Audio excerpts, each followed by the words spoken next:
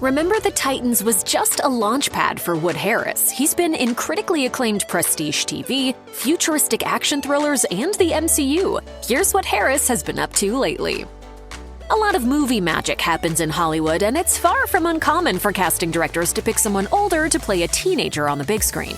This was exactly the case in Remember the Titans, where Wood Harris found himself portraying a high school football star at the age of 30. For the actor, however, it was no big deal. He jokingly told GQ, "I've got that fresh going on. When I was 30, I pretty much was 18 anyway in my mentality. I basically felt like I could still go pro." I'm supposed to wear myself out for the team? What team?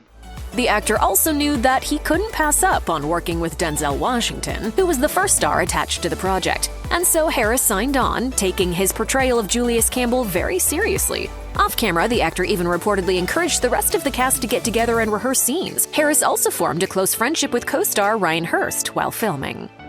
Remember the Titans came out in 2000, and while it was far from Harris's first role, it definitely set him up for an upwards trajectory. In 2002, he took on the role of Avon Barksdale in the hit HBO TV series The Wire. Far from the world of high school football, Harris portrayed a ruthless, street-smart drug kingpin hell-bent on doing whatever it took to protect his empire. Although he hadn't physically aged much between Remember the Titans and The Wire, the more mature role definitely made it appear like he'd grown up in the intervening years. The reality was, well, he was actually playing someone his own age. Harris remained a regular on The Wire until its third season and reappeared briefly in the show's fifth and final season. Surprise. Harris worked steadily on other films and shows during his time on The Wire, but 2009 afforded him a particularly unique opportunity. He teamed up with his Remember the Titans co-star Donald Faison for the comedy crime caper Next Day Air. It's definitely a lighter performance than he delivered as Avon Barksdale or Julius Campbell for that matter. In the film, Harris plays one of two criminals who end up receiving a huge package of cocaine by mistake. Soon after, chaos ensues as the package delivery triggers a hilarious chain of events. Harris also served as one of the film's producers, and the whole project was apparently a labor of love. He also had the time of his life shooting Next Day Air, since it also allowed him to work with some of his close friends in the industry. Critics didn't love the movie, but it earned plenty of fans. Just a few years after the release of Next Day Air, Wood Harris joined the cast of the futuristic action crime Dredd, where he played a henchman named K. The film takes place in a dystopian future where law enforcement officers called judges act as judge, jury, and executioner at their discretion.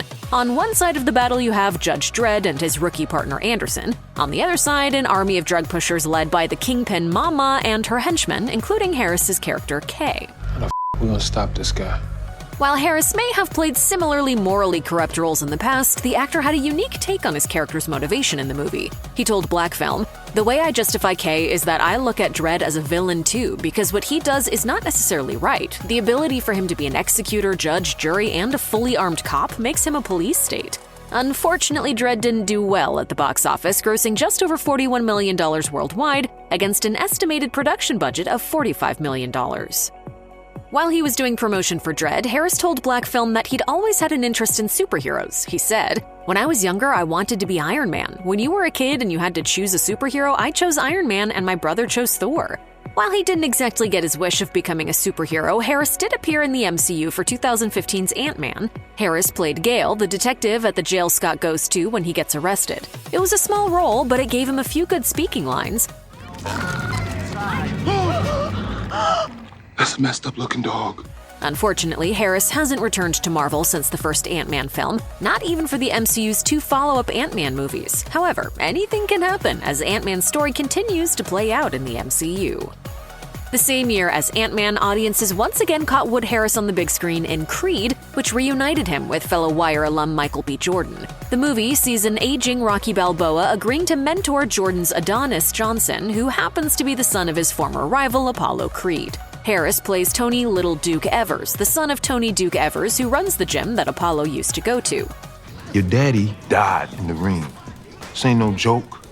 While Harris's character doesn't figure much in the first film, he plays a more prominent role in the follow-up Creed 2 and returned again for Creed 3, which Jordan directed himself. When GQ asked him what it was like to be directed by Jordan, who was only 15 when he first appeared on The Wire, Harris admitted that it was strange at first, saying, "That's so bizarre, dog, but just watching it, I also realized that Michael is meant to do that."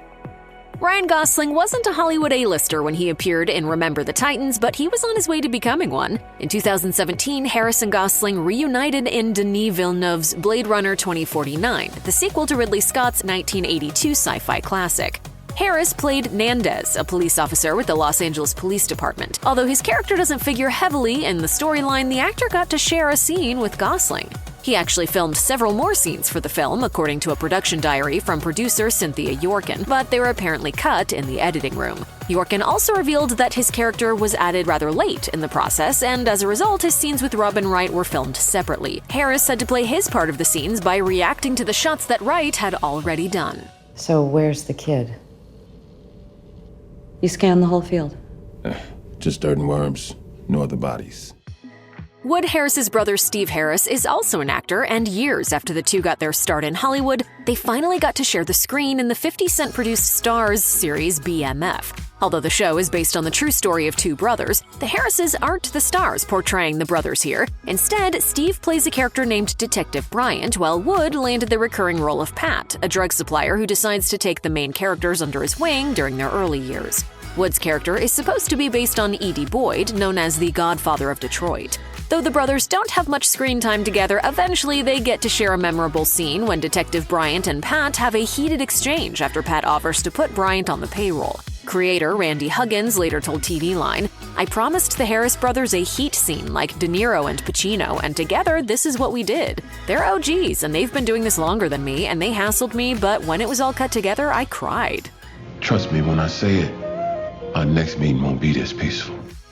Harris continued to pursue projects based on real-life personalities. This time, the actor turned his focus toward the NBA, as he grew a full beard to portray basketball legend Spencer Haywood in the HBO original series Winning Time: The Rise of the Lakers Dynasty. Haywood has long been a controversial figure in the sport, having sued the NBA regarding his eligibility and having to deal with drug addiction while he was playing.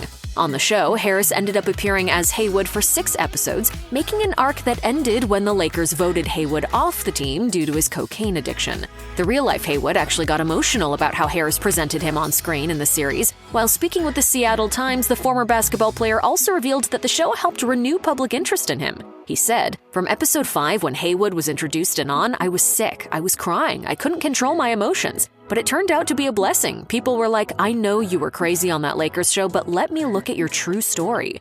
HBO decided to axe Winning Time after just 2 seasons, and while a biopic about Haywood is also in the works, Harris doesn't appear to be involved.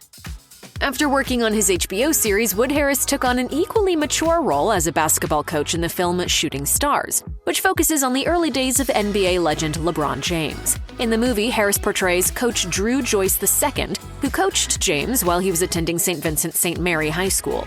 Having done several sports movies and television shows throughout his career, Harris could definitely understand its appeal to the audience. He told Collider, "I think sports films and television projects are successful a lot of times because inherent in a sport is someone against someone. So there's already conflict. Your story already has built-in conflict." Harris doesn't have any upcoming projects at the moment, but with his track record delivering raw, emotional characters, it likely won't be long before that changes.